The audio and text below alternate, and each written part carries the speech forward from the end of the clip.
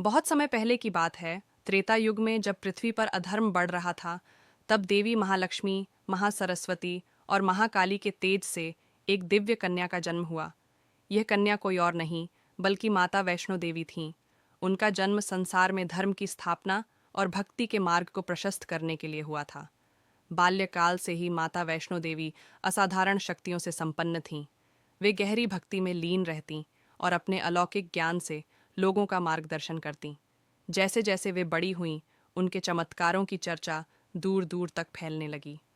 भक्तों की श्रद्धा देखकर उन्होंने एक दिन प्रतिज्ञा की, मैं पृथ्वी पर तब तक रहूंगी जब तक मेरे भक्त सच्चे मन से मुझे पुकारेंगे। एक दिन गुरु गोरखनाथ ने माता की शक्ति की परीक्षा लेने के लिए अपने शिष्य भैरवनाथ को उनके पास भेजा।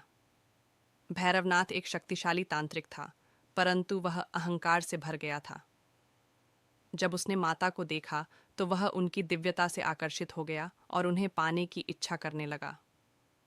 माता वैष्णो देवी ने तपस्या का मार्ग चुना और त्रिकुट पर्वत की ओर चल पड़ी। भैरवनाथ ने उनका पीछा किया, लेकिन माता ने अपनी माया से रास्ते में अनेक बाधाएं उत्पन्न कर दीं। उन्होंने अपने रक्षक के रूप में हनुमान जी को बुलाया, जिन्होंने भैरवनाथ को रोकने का प्रयास किया, लेकिन भैरवनाथ अपनी शक्तियों के मद में अंधा हो चुका था। अंततः माता एक गुफा में प्रविष्ट हुईं और 9 महीने तक वहां ध्यान में लीन रहीं। यह वही पवित्र गुफा है जिसे आज अर्धकुंवारी कहा जाता है।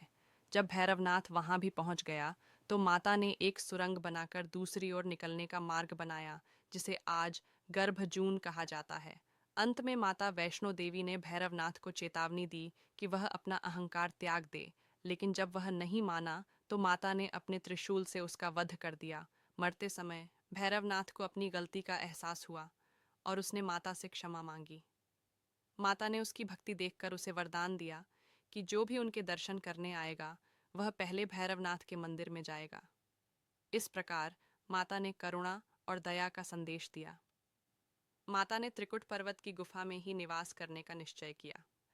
आज भी वे वहीं पिंडी रूप में विराजमान हैं। ऐसा माना जाता है कि जो भी सच्चे मन से माता के दर्शन करता है, उसकी सभी मनोकामनाएं पूर्ण होती हैं।